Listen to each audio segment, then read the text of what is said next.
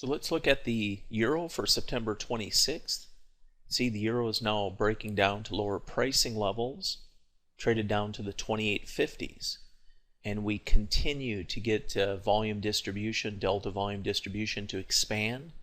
This entire time period, we've continued to get newly initiated selling to continue to come into the order flow, and that keeps helping drive this market lower. Anytime the market rallies, it's been getting sold into, and it keeps coming down and retesting recent lows and extending. Trades higher, comes down to recent lows and extends. So we've had just very light amounts of buying to cover coming into the order flow. Not seeing any evidence yet that participants that are holding short inventory from higher levels are doing any sort of heavy covering, meaning they're cashing out of their shorts. So at some point here, the market will create a situation where we trade through a range for a period of time. We never really break lower when we start trading higher, and then the market will start to accelerate a bunch of short covering. So actually now short covering could get triggered as low as trade back up through about the 2900s area.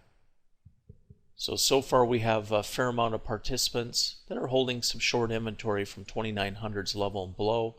If we trade up through that area, we'll most likely see this inventory start to unwind.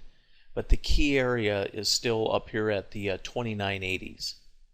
That's a pretty critical area. We trade up to this 2980s area, start trading through that area, we could really get a lot of covering to start coming into the market.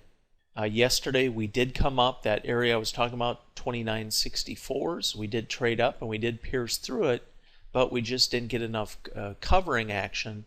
Those that are holding short positions, none of them really of any significant position size, started to unwind and let go of that short inventory, and we never got a good driving move up through this area. As you can see, we pierced up through the 2964s, traded right around that area for an extended period of time, couple hours, and then selling just dominated, and market traded back down to recent lows and through recent lows. So euro not showing any signs of either heavy newly initiated buying and or sellers that are deep in the money now starting to cover. So that's the situation with the euro.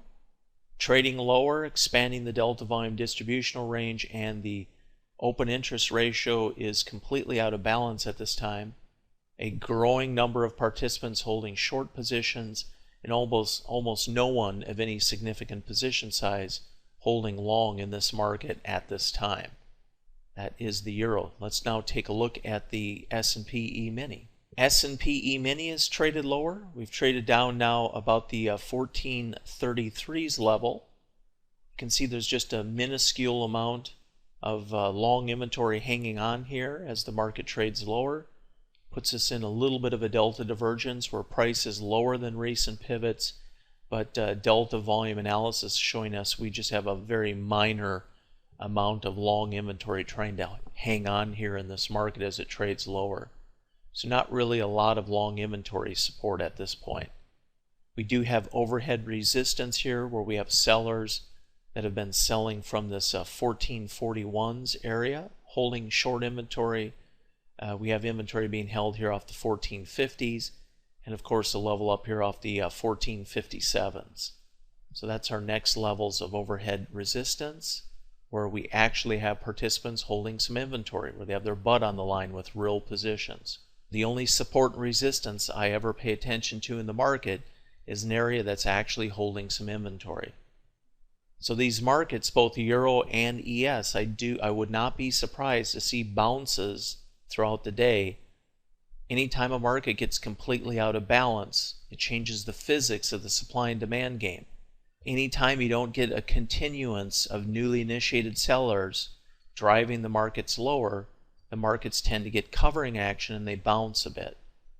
At some point, if we ever get a catalyst where there's a bid comes into these markets, maybe some news hits and it's favorable to euro and not favorable to US dollar, we get equities buying and there's news favorable to the overall indexes, the ES now holding a predominance of short inventory and hardly anybody long, it's very easy for these markets to start getting into some pretty strong short covering rallies. So they're ripe for short covering rallies at this time.